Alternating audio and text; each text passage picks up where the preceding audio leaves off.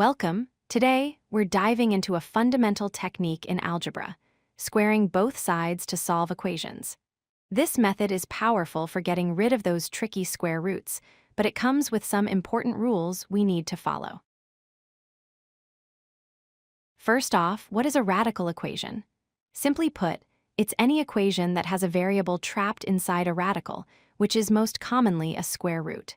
For instance, the square root of x equals 3, or the square root of the quantity 2, y plus 1 equals 7. The entire process is built on a simple, logical rule. If two things are equal, then their squares must also be equal.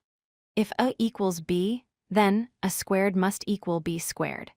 This is our key to unlocking the variable from inside the square root, because squaring a square root effectively cancels it out, leaving just the value that was inside.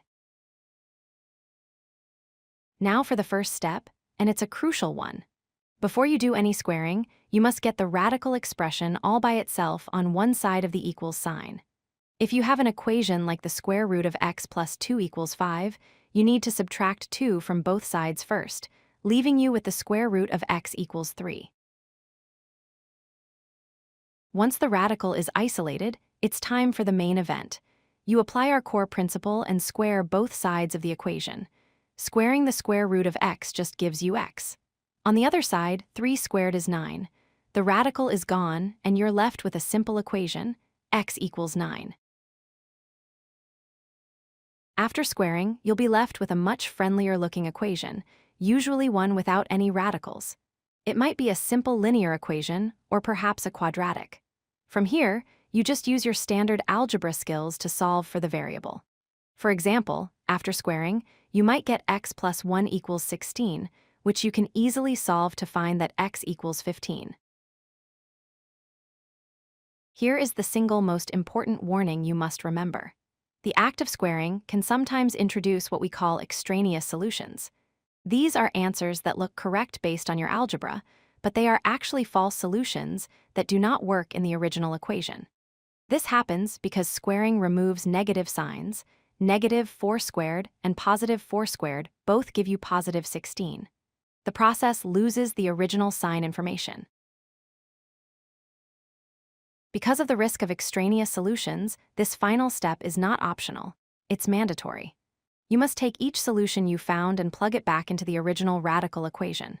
For example, if you solved an equation and got two potential answers, 3 and negative 2, you have to check both.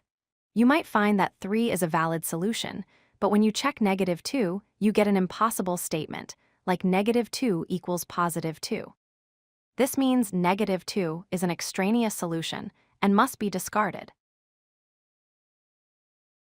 Let's walk through a complete problem. Consider the equation the square root of the quantity x plus 7 equals x minus 5. The radical is already isolated, so we square both sides. This gives us x plus 7 equals x squared minus 10x plus 25. Rearranging this into a quadratic equation gives x squared minus 11x plus 18 equals 0, which factors into x minus 9 times x minus 2. Our potential solutions are 9 and 2. Now we check. Plugging 9 back into the original equation gives us 4 equals 4, which is correct. But plugging in 2 gives us 3 equals negative 3, which is incorrect. Therefore, 2 is an extraneous solution, and our only true answer is x equals 9. So let's quickly recap the four-step process. First, isolate the radical. Second, square both sides of the equation. Third, solve the resulting, simpler equation. And fourth, the most critical step, always check your answers in the original equation to discard any extraneous solutions. Follow these steps, and you'll master solving radical equations. If you like this video, hit that like button and don't forget to subscribe. Visit codelucky.com for more such useful content.